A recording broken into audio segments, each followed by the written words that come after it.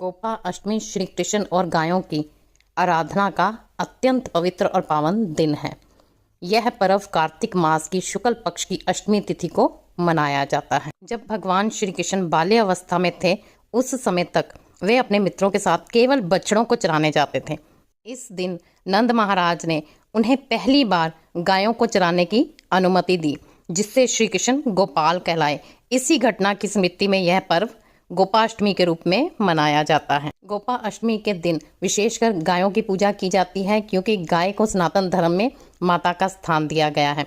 इसकी पूजा करने से सुख समृद्धि बढ़ती है। गाय की सेवा करने से रोगों का नाश होता है और जो लोग इस दिन व्रत करते हैं उनके घर में अन्न, धन और सुख शांति बनी रहती है। गौ माता की सेवा करने से अक्षय पुण्य की प्राप्ति होती है और इस दिन गौ को चारा खिलाने से, उनकी सेवा करने से अश्वमेघ यज्ञ के बराबर पुण्य मिलता है, क्योंकि गौ माता में 33 कोटि देवी देवताओं का निवास है।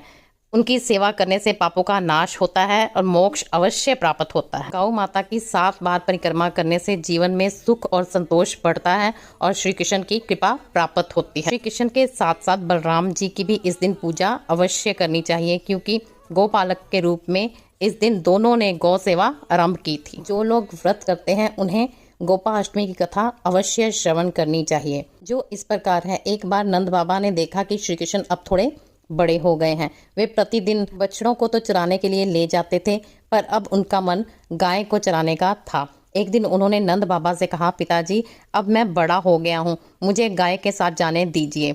नंद बाबा बोले, बेटा, आज से तुम गायों को चराने के लिए ले जा सकते हो। यह सुनकर श्री कृष्ण और बलराम जी बहुत ही प्रसन्न हो गए।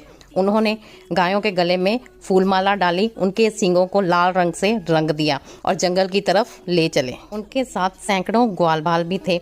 उस दिन सारी गोपियां और ब्रिजवासी हर्षित हुए। तब से यह दिन गोपा अष्टमी के नाम से प्रसिद्ध हो गया। श्री कृष्ण के वाक अनुसार गोपा अष्टमी के दिन गाय की पीठ का पूजन करना, गाय के बछड़े के नीचे से निकलना बहुत ही शुभ माना जाता है। इस दिन गौ सेवा करना, गौ को चारा खिलाना, गौशाला में दान देने से हमारे जीवन के समस्त कष्टों का नाश होता है। गोपा अष्टमी का रहस्य जो बहुत ही कम लोग जानते हैं, जब श्री कृष्ण पहली बार गायों को चराने गए तो ब्रज की सभी गोपियां उन्हें रोकने की कोशिश करने लगी, क्योंकि उस दिन आसमान में ग्रहों की विशेष स्थिति थी। सूर्य गोचर में वृषभ राशि में थे और चंद्रमा वृश्चिक राशि में। ऐसा योग में कहा गया है कि यदि कोई निर्दोष जीवों की रक्षा करता है तो स्वयं धर्म का अधिष्ठान बन जाएगा। इसीलिए उस दिन से श्री कृष्ण केवल गोपाल नहीं रहे, बल्कि धर्म रक्षक कहलाए। गर्ग संहिता के एक गुप्त अंश में इसका संकेत मिलता है।